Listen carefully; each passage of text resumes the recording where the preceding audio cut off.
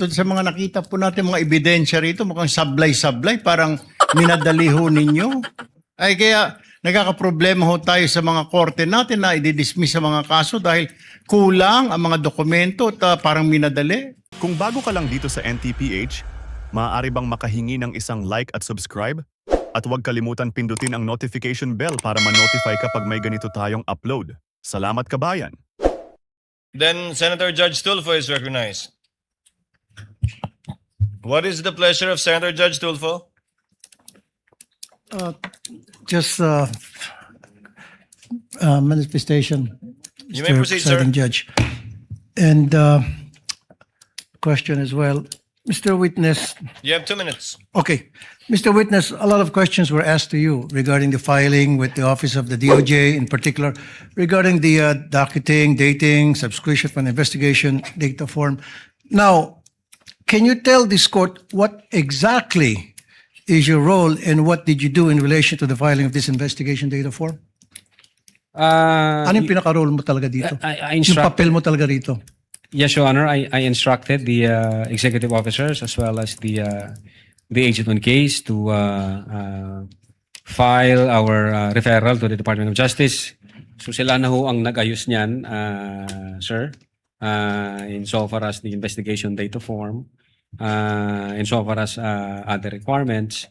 Ang instruction ko is comply with the requirement given by the Department of Justice, and then you submit it, and then kung ano yung kanilang guidance, you comply with it. Okay, Mr. Presiding Judge, in my humble opinion, I think the errors in the investigation data form should be answered by the receiving office, and I think he's not, hindi siya talaga yung dapat sumagot sa mga katanungan na ibinabato sa kanya ngayon. Mukhang hindi siya really that qualified at sumasablay-sablay itong taon to. Thank you. Noted. Senator Judge Erwin Tulfo, thereafter Senator Judge Alan Cayetano. Quick question, Mr. Presiding Officer, to the witness and You to have 2 the minutes, sir. prosecution or prosecutor here. Mr. Witness, kailan mo ba talaga final itong kaso laban kay VP? Yung una na affidavit po, Your Honor, nag-file kami January 30, if I'm not mistaken.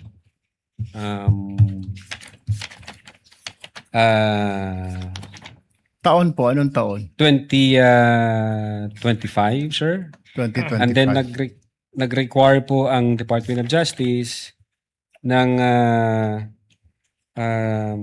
compliance dahil sabi nga nila nung una na certification insufficient for conduct of preliminary investigation and must be referred for a case build-up. Now, ang ginawa po namin, kinumply po namin yung kanilang mga requirements. And then, come 11 February 2025, niresubmit po namin yung aming affidavit of investigation, Your Honor. Nasaan na po itong kaso? Naisampa na po ba ng DOJ o hindi pa? I think ongoing po ang preliminary investigation. 1 year preliminary. 1 year. Over 1 year. January to January is 1. February, March, April, May, June, July. Is that normal for the DOJ to conduct a preliminary about over a year, Mr. Witness? Di ko po masasagot, sir. Hindi ninyo Sorry po. masagot. Sa Could it DOJ. be, hindi po kayo nagtatanong sa kanila, Sir, ano problema? Bakit hindi po pa naisasampa sa korte yung aming isinampang kaso dito sa inyo? Hindi ko kayo nagtataka? Ang alam ko, sir, Your Honor No, po, hindi kayo nagtanong po sa kanila kung bakit? May kulang pa po ba DOJ? Ano po ang kakulangan? Pag ang referral po, Your Honor, is nasa DOJ na, hands off na ho kami doon. Sila ho ang magde-decide noon kung paano nila ipoprocess yung dokumento. Kaya nga, hindi po kayo nagtataka. Hindi kaya, sir, dito sa mga nakita po natin mga ebidensya rito, mukhang sablay-sablay, parang minadali ho ninyo. Ay kaya nagkakaproblema ho tayo sa mga korte natin na i-dismiss sa mga kaso dahil kulang ang mga dokumento at parang minadali. But nevertheless, you don't have to answer me that. Let me direct my question now to the prosecutors.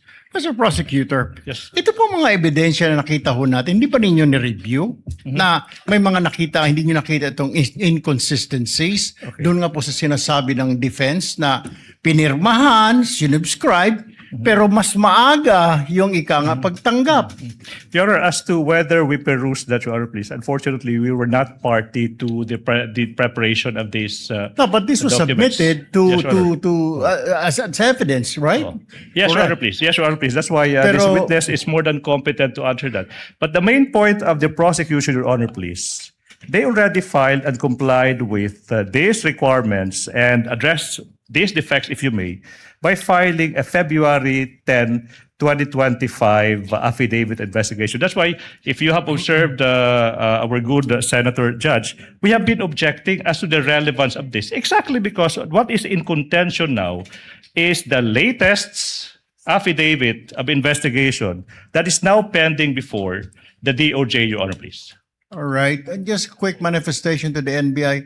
Mr. Witness, next time po pag nagsampaho kayo ng kaso, make sure, kaya nga I was asking you kanina, I already have this feeling something is wrong dahil sobrang tagal na sa DOJ ng kaso ninyo. There's something wrong with the case. Siguro po, next time, make sure na yung kaso isasampa ninyo is airtight. Tama po. Kasi madidismiss yan. Yung mga kaso na medyo hindi po tight talaga ang kaso. Ano po? Yes, Your Honor. Sayang naman yung inyong pinaghirapan. Doon, ang dami natin nakita. Totoo po lang na nagmura ang vice-presidente, nagbanta ang vice-presidente. Sa ngayon naman po ako, nakita ko naman po yun. Pero pagdating po yan, usually pag sa technicalities tayo nagkakaproblema. Don't forget that. Yes, Your Honor. Quick manifestation. Thank you. Thank you, Mr. Presiding Officer. Noted, Senator Judge Erwin Tulfo. Senator Judge Alan Cayetano, you have 2 minutes, sir. Less than 2 minutes, quick clarification lang. So January 30, yung unang affidavit of investigation. Tama Yes, ba? sir. January 30, tapos February 5, yun yung sagot ng DOJ na may 7 notes. Yes, Your Honor. At February 5, yun din ang filing nung impeachment complaint against against Vice President Sara Duterte. And then, which you said wala kang knowledge doon. I'm just looking at the dates. Then February 10, yung revised na dun sa mga ang ginamit ng DOJ word insufficiency, yung 1 to 7 na punuan, no? Or whatever the term is. So, ang sagot ng witness, sir, sagot mo yung February 3, baka attachment lang kasi nung una yon. Yes, sir, I think so. Sir. Pero hindi siya pwedeng attachment nung una kasi January 30 sinubmit yun eh. So hindi ka naman pwede mag-submit ng January 30 na attachment mo February 3. So you went 3 days into the or 4 days into the future kasi may 31 yung January. Well, sir, siguro ang makakasagot po niyan si Agent Calilong, sir, since Okay, siya ang yeah. signatory doon. I don't think you can answer it. Point ko lang, hindi logical na it was an attachment sa January 30 because wala pang February 3 nun eh. So hindi pwedeng post-dated affidavit. Second question lang, sa parehong investigative affidavit of investigation na sinubmit, walang input doon ang PSG, ISAF, PSC, ISAF, CIDG. So kayo lang yon. A statement, Your Honor, yung in-attach po namin. Yes. So what I meant is that questions kanina nung many here, including the Senate President Win Gatchalian na did you consult the investigation ng PSC, etc. So nung final nyo to, walang input directly or indirectly ang Presidential Security Command, ang ISAF, ang PNP, CIDG, and anyone else, the National Security Council. So purely NBI to. No personal knowledge kung merong correspondence ng ibang agency with the director. Sorry, hindi kayo pwedeng walang personal knowledge kasi ikaw nag-file eh. Ikaw nakapirma dun sa affidavit. So you would know whether dun sa affidavit na yon they had input or not. No Yes, one Your else Honor. could know because you're the one who signed it.